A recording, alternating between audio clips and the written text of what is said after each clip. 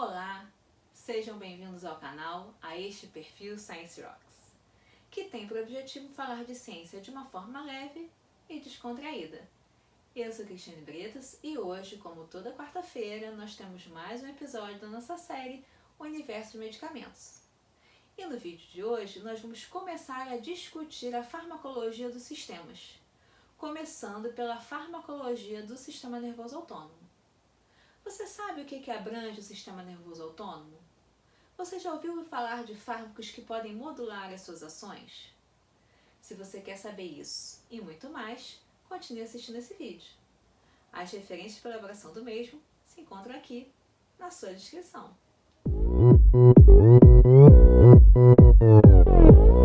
Mas como que a gente vai começar falando do sistema nervoso autônomo? Então é importante que a gente perceba que há uma conexão de mão dupla entre o sistema nervoso central e periferia. E a gente pode dar alguns exemplos. Vocês já pararam para pensar nas sensações que vocês experimentam quando martelam o dedo ou ainda encostam o braço em uma panela quente? Então essas situações que todos nós estamos suscetíveis mostram de uma maneira muito clara essa via de mão dupla que existe entre periferia e sistema nervoso central.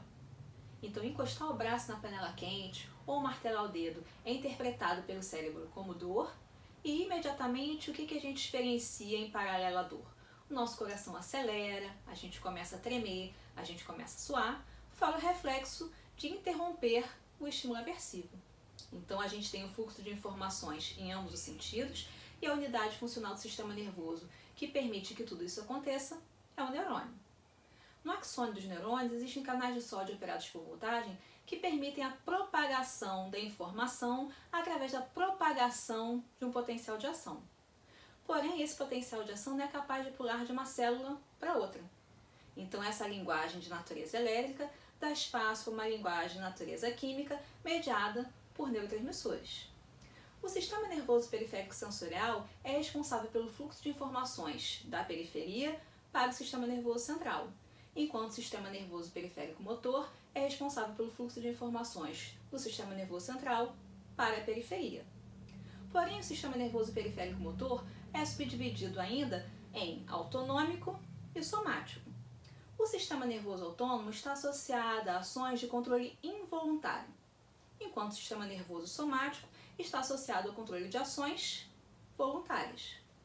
Existem diferenças anatômicas e fisiológicas, não somente entre o sistema nervoso periférico motor, somático e autonômico, como também entre o sistema nervoso autonômico simpático e parasimpático. O tônus simpático é aquele que predomina numa situação de estresse, como no estímulo aversivo associado à dor que a gente viu agora há pouco. Já o tônus parasimpático é aquele que predomina numa situação de saciedade, de repouso. E segundo alguns estudiosos, a ausência do tônus parasimpático seria incompatível com a vida. Vamos ver isso mais de perto?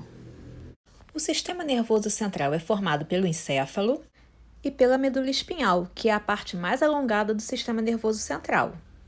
É a medula que permite a comunicação entre os diversos órgãos do corpo e o encéfalo, bem como constitui a sede de vários atos reflexos em situações de emergência, como as que vimos agora há pouco. Então, é da medula espinhal que partem os neurônios do sistema nervoso periférico motor, que inervarão a musculatura esquelética e os órgãos efetores controlados pelo sistema nervoso autônomo. No caso do sistema nervoso periférico motor somático, o motoneurônio parte da medula e faz sinapse apenas com fibras musculares esqueléticas. O motoneurônio é uma fibra colinérgica, ou seja, libera o neurotransmissor acetilcolina. Na fibra muscular esquelética, a sinapse é nicotínica, pois a acetilcolina liberada pela célula pré-sináptica determina suas ações ligando-se a receptores nicotínicos pós-sinápticos. Quando a acetilcolina se liga nos receptores nicotínicos, essa interação leva um influxo de íons sódio para o citossol da fibra muscular esquelética, disparando uma sequência de eventos que culmina com a contração muscular. Substâncias como o pancurone e a tubucurarina, que também possuem afinidade para os receptores nicotínicos, são capazes de ocupar o mesmo sítio da acetilcolina, porém são incapazes de ativar o mecanismo de transdução de sinal. Esses antagonistas competitivos do receptor nicotínico, ao impedir o influxo de sódio que seria deflagrado pela acetilcolina, impedem a contração muscular, sendo conhecidos como fármacos bloqueadores neuromusculares. Mas enquanto no sistema nervoso periférico motor somático, o motoneurônio parte da medula e faz sinapse apenas com fibras musculares esqueléticas, no sistema nervoso autônomo há um arranjo de 2 neurônios que fazem sinapse em uma estrutura conhecida como gânglio autonômico. Inclusive, o gânglio autonômico simpático se encontra organizado na coluna paravertebral. As fibras pré-ganglionares parasimpáticas partem da região crânio-sacral da medula, enquanto as fibras pré-ganglionares simpáticas partem da região tóraco-lombar. Embora as fibras pré-ganglionares parasimpáticas e simpáticas partam de regiões distintas da medula e apresentem comprimentos diferentes, assim como as fibras pós-ganglionares, todas as fibras pré-ganglionares, sejam elas simpáticas ou parasimpáticas, são colinérgicas. A sinapse colinérgica ganglionar também envolve a ativação de receptores nicotínicos, de modo a gerar o potencial de ação na fibra pós-ganglionar. Esse potencial excitatório pós-sináptico rápido é importante para que haja liberação de neurotransmissores do sistema nervoso autônomo, tanto simpático como parasimpático, junto aos órgãos efetores. O fármaco trimetafano também possui afinidade para os receptores nicotínicos ganglionares e são capazes de ocupar o mesmo sítio da acetilcolina. Porém, são incapazes de ativar o mecanismo de transmissão de sinal. Esse antagonista competitivo do receptor nicotínico, ao impedir o influxo de sódio que seria deflagrado pela acetilcolina, impede o potencial excitatório pós-sináptico rápido. A consequente redução da liberação de neurotransmissores que medeiam a atividade simpática faz com que o trimetafano seja útil na emergência hipertensiva. Nesse contexto, a redução em paralelo da liberação do neurotransmissor que medeia a atividade parasimpática responde por inúmeros efeitos colaterais desse fármaco. Vários órgãos são inervados pelo sistema nervoso autônomo. Alguns só recebem inervação simpática, como a musculatura lisa vascular. Outros apenas parasimpática. Mas há órgãos duplamente inervados, como o coração. E onde há dupla inervação, como no coração, de modo geral, simpático e parasimpático medeiam ações antagônicas. Mas o que explica as diferenças funcionais entre simpático e parasimpático? Bom, todas as fibras pós-ganglionares parasimpáticas são colinérgicas. As ações parasimpáticas decorrem da ligação da acetilcolina a receptores muscarínicos localizados nas células dos órgãos efetores. Existem 5 subtipos de receptores muscarínicos, todos metabotrópicos acoplados à proteína G. Os subtipos 1, 3 e 5 são acoplados à proteína GQ, enquanto os subtipos M2 e M4 são acoplados à proteína GI. A ativação dos subtipos de receptores M1, M3 e M5 por agonistas como a acetilcolina leva ao aumento de cálcio citossólico, de modo que a atividade parasimpática está associada à contrição da pupila e favorecimento da micção, por exemplo.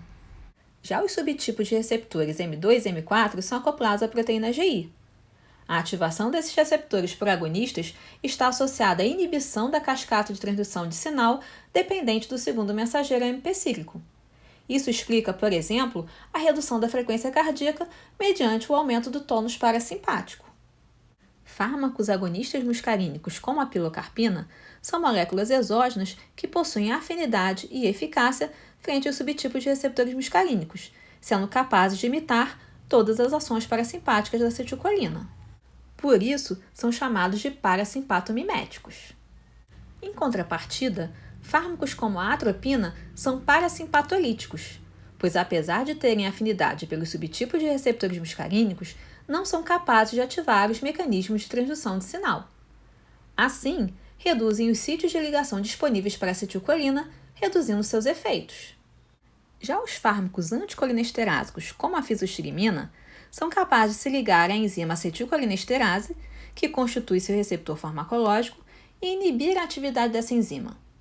Essa enzima é responsável pela degradação de acetilcolina e está presente em todas as sinapses colinérgicas.